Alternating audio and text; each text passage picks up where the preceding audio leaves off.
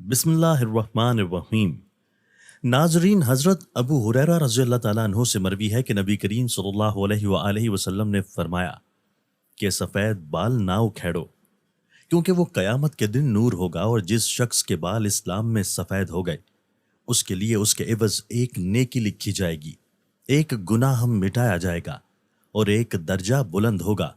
याह्या बिन सईद से रिवायत है कि उन्होंने हज़रत सईद बिन मसीब को ये फरमाते हुए सुना कि हज़रत इब्राहीम अलैहिस्सलाम, जो कि रहमान यानी अल्लाह के दोस्त थे, जिन्होंने अपनी मूछें कुतरी, और वो सबसे पहले इंसान हैं जिन्होंने बुढ़ापा यानी सफ़ेद बाल देखा।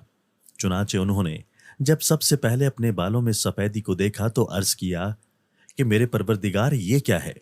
परवरदिगार की तरफ से जवाब आया कि ए इब्राहीम अलैहिस्सलाम, ये वक्कार है, ये इस बुढ़ापे की अलामत है जो इल्म व दानिश में इजाफे का बाइज़ और इज़्ज़त व वक़ार का ज़रिया है, और इसकी वजह से इंसान लहो लाभ की मशगूलियत और गुनाहों के इर्तिकाब से बाज रहता है। हज़रत इब्राहीम अलैहिस्सलाम ने अर्ज़ किया कि ए मेरे परवरदिगार, ये तो तेरी बड़ी नेमत है, लिहाजा मेरे वक़ार में इजाफा फरमा। रसूलुल्लाह सल्लल्लाहु अलैहि वसल्लम ने फरमाया कि जो शख्स इस्लाम की हालत में यानी हालत ईमान में बुढ़ापे को पहुंचा तो ये बुढ़ापा उसके लिए क़यामत के दिन नूर होगा। एक शख्स ने अर्ज़ किया कि चंद लोग उन सफ़ेद बालों को उखाड़ देते हैं, तो उसके जवाब में आप सल्लल्लाहु अलैहि वसल्लम ने फरमाया कि जिसका दिल चाहता है अपने नूर को उखाड़ दे, सफ़ेद बाल ना उखाड़ो, क्योंकि वो क़यामत के दिन नूर होगा। जो शख्स हालत इस्लाम में बूढ़ा हुआ, अल्लाह अज़्ज़ा व जल्ल उसकी वजह से उसके लिए नेकी लिखेगा और ख़ता मिटा देगा और एक दर्जा बुलंद करेगा। हज़रात, एक आदमी ने नबी करीम सल्लल्लाहु अलैहि वसल्लम की खिदमत में हाजिर होकर अर्ज़ किया, ए अल्लाह के रसूल सल्लल्लाहु अलैहि वसल्लम, कौन आदमी बेहतर है? आप सल्लल्लाहु अलैहि वसल्लम ने फरमाया, वो आदमी जिसकी उम्र तवील है और उसके आमाल अच्छे हैं। फिर उसने पूछा, ए अल्लाह के रसूल सल्लल्लाहु अलैहि वसल्लम, कौन आदमी बदतर है? तो आप सल्लल्लाहु अलैहि वसल्लम ने फरमाया, जिसकी उम्र तवील है लेकिन उसके आमाल बुरे हैं।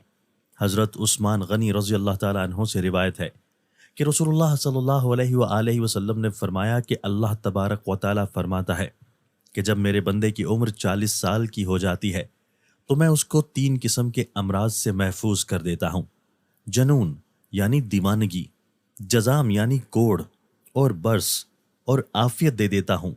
जजाम यानी कोढ़ जिसमें हाथ गल जाते हैं, और बर्स से मुराद जिल्द के सफ़ेद दाग है।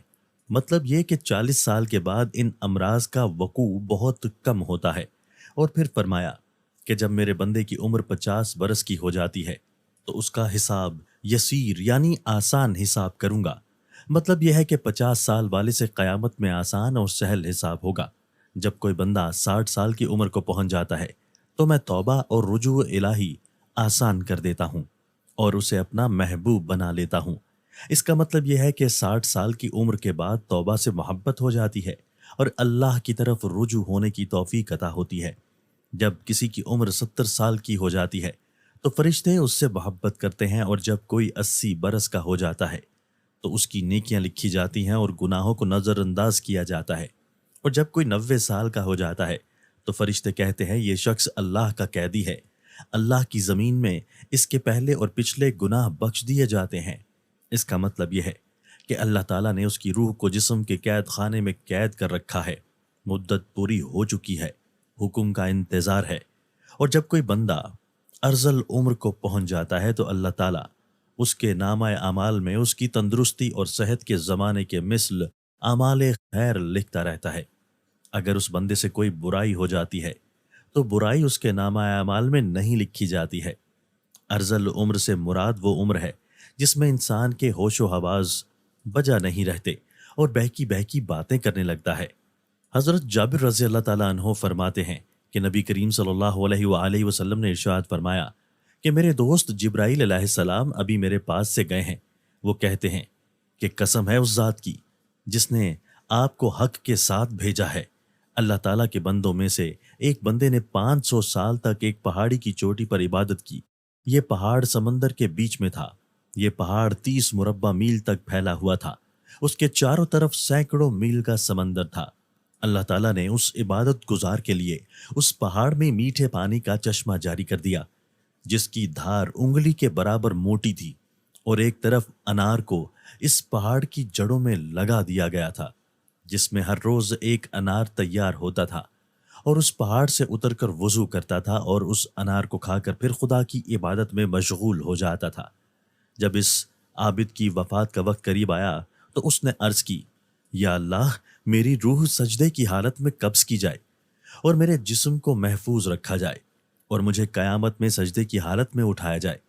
اللہ تعالیٰ نے اس کے ساتھ ایسا ہی کیا، چنانچہ ہم آسمان سے اترتے چڑھتے اس کو اسی حالت میں دیکھتے ہیں۔ قیامت کے دن اللہ تعالیٰ کے سامنے یہ بندہ جب حاضر کیا جائے گا تو اللہ تعالیٰ ارشاد فرمائیں گے، اے بندے، میری رحمت سے جنت میں داخل ہو جا۔ وہ عابد عرض کرے گا، الہی، میرے عمل کی وجہ سے جنت کیوں نہیں دی؟ دو دفعہ ایسا ہی ہوگا۔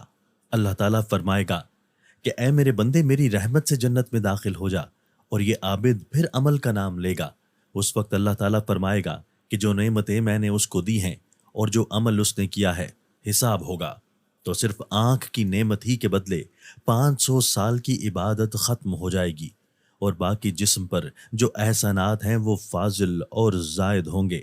ارشاد خداوندی ہوگا کہ میرے اس بندے کو آگ میں داخل کرو، بس دوزخ کی طرف اس کو کھینچا جائے گا۔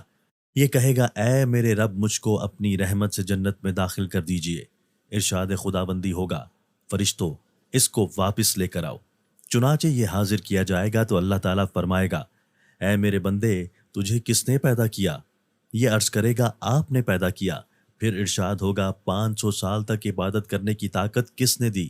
یہ کہے گا، یا رب، آپ نے۔ اللہ تعالیٰ فرمائے گا کہ پانی کی موجوں کے درمیان پہاڑ پر تجھ کو کس نے پہنچایا؟ اور کھارے پانی میں میٹھے پانی کا چشمہ تیرے لیے کس نے نکالا؟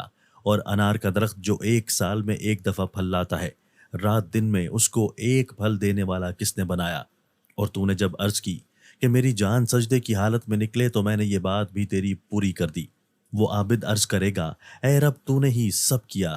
پھر ارشاد خداوندی ہوگا، یہ میری رحمت ہی ہے، اور میں اپنی رحمت سے تمہیں جنت میں داخل کرتا ہوں۔ حضرت جبرائیل علیہ السلام نے مجھ سے کہا، اے محمد صلی اللہ علیہ وآلہ وسلم، تمام اشیاء اللہ کی رحمت ہیں۔ ناظرین، اللہ تعالیٰ کی رحمت اتنی زیادہ ہے کہ اس کا حساب نہیں، اور اس کے غصے کا بھی کوئی حساب نہیں۔ یہ تو اس کی خاص رحمت ہے کہ نافرمان ہونے کے باوجود وہ ہم پر اپنی نعمتوں کی بارش کر رہا ہے۔ اللہ تعالیٰ سے دعا ہے اللہ تعالیٰ ہمیں بھی اپنی رحمت سے جنت میں داخل فرمائے۔ آمین ثم آمین۔